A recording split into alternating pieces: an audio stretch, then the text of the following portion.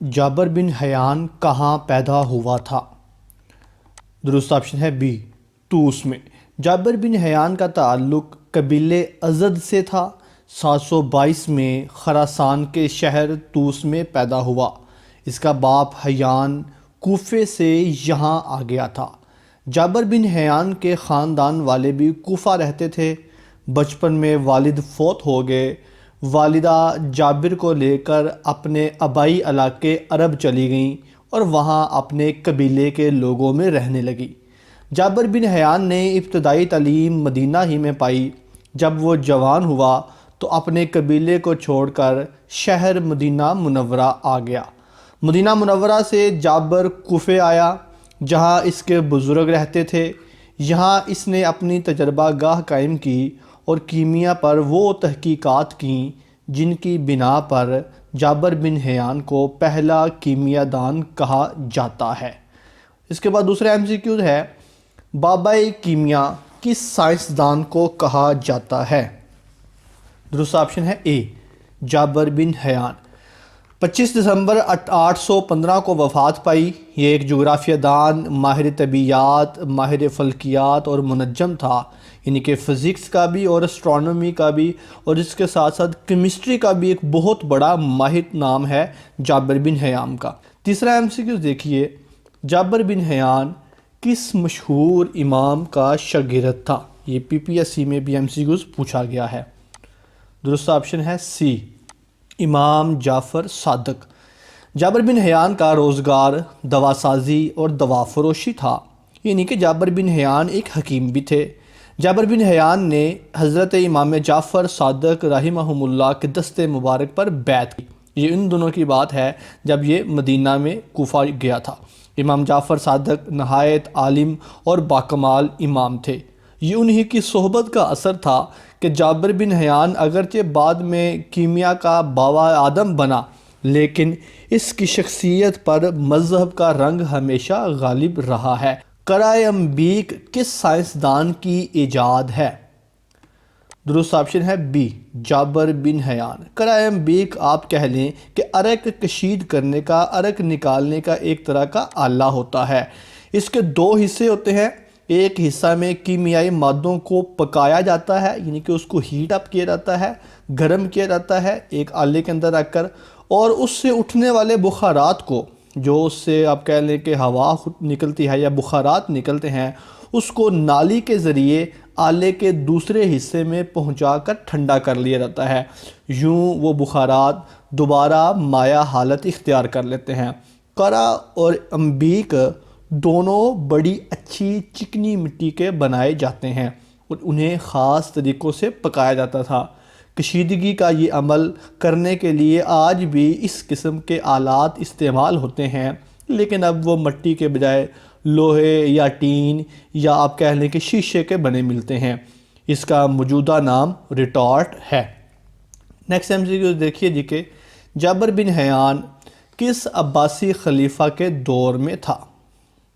درست آپشن ہے اے، ہارون الرشید۔ خلیفہ ہارون الرشید کے وزیر یحییٰ برمکی کی چہیتی بیوی شدید بیمار ہوئی۔ بہتر علاج کیے، اس کے بعد شفا خانہ بھی لے جایا گیا۔ جب یحییٰ اس کی زندگی سے مایوس ہو گیا، حکیم سے رجوع کیا۔ اس حکیم نے صرف ایک دوا 2 دن 3 گرام اونس شہد میں ملا کر 1 گھونٹ پلائی۔ آدھے گھنٹے سے بھی کم وقت میں مریضہ پہلے کی طرح صحت یاب ہو گئی۔ یہ دیکھ کر یحییٰ برمکی اس حکیم کے پیروں پر گر گیا، مگر اس حکیم نے اسے ایسا کرنے سے منع کیا اور بقیہ دوا بھی اسے دے دی۔ یہ حکیم تاریخ میں جابر بن حیان کے نام سے جانے جاتے ہیں۔ نائٹرک ایسڈ اور ہائیڈروکلورک ایسڈ تیزاب، یہ 2 مشہور تیزاب ہیں، نائٹرک ایسڈ اور ہائیڈروکلورک ایسڈ، کس سائنسدان نے ایجاد کی؟ درست آپشن ہے ڈی، جابر بن حیان۔ ان دونوں کی ایجاد کا بڑا مزے کا واقعہ ہے، وہ دیکھتے جی کہ ایک دفعہ کسی تجربہ گاہ کے دوران میں کرۂ انبیق میں بھورے رنگ کے بخارات اٹھے اور آلے کے دوسرے حصے میں جمع ہو گئے جو تانبے کا بنا ہوا تھا۔ حاصل شدہ مادہ اس قدر تیز تھا کہ دھات گل گئی۔ جابر نے مادے کو چاندی کے کٹورے میں ڈالا تو اس میں بھی سوراخ ہو گئے۔ چمڑے کی تھیلی میں ڈالنے لگا تو اس کا بھی یہی نتیجہ نکلا۔ جابر نے مایا کو انگلی سے چھوا تو وہ جل گئی۔ اس کاٹ دار اور جلانے کی خصوصیت رکھنے والے مایا کو انہوں نے تیزاب یعنی ریزاب کا نام دیا۔ پھر اس تیزاب کو دیگر متعدد دھاتوں پر آزمایا، لیکن سونے اور شیشے کے علاوہ سب دھاتیں گل گئیں۔ اس طرح کر کے دو مشہور تیزاب جو ہمارے سمجھے جاتے ہیں، نائٹرک ایسڈ اور ہائیڈروکلورک ایسڈ، وہ ایجاد کیے گئے۔ نیکسٹ دیکھیے جی کہ سونے کو پگھلانے کا نظریہ سب سے پہلے کس نے پیش کیا؟ درست آپشن ہے سی، جابر بن حیان۔ جابر بن حیان نے کیمیائی مرکبات مثلا کاربونیٹ، آرسینک، سلفائڈ اور الکوہل کو خالص تیار کیا۔ انہوں نے الکوہل، شورے کے تیزاب یعنی نائٹرک ایسڈ اور نمک کے تیزاب یعنی ہائیڈروکلورک ایسڈ اور فاسفورس سے دنیا کو پہلی بار روشناس کرایا۔ اس کے علاوہ انہوں نے دو عملی دریافتیں بھی کی، ایک تکلیس کشتہ کرنا یعنی آکسائڈ بنانا، اور دوسرا تحلیل یعنی حل کرنا، کسی چیز کے اندر مکس کرنا۔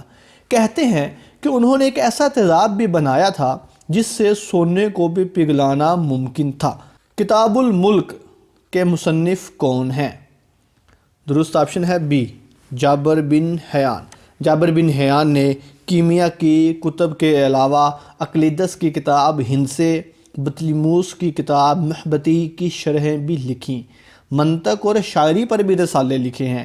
ان کی تحاریر میں 200 سے زیادہ کتب شامل ہیں۔ مشہور کتابوں میں کتاب الملک، کتاب الرحمہ، کتاب التجمیع، زبیق الشرقی اور کتاب الموازین الصغیر زیادہ مشہور ہیں۔ موم جامع سب سے پہلے کس نے بنایا؟ درست آپشن ہے ڈی، جابر بن حیان۔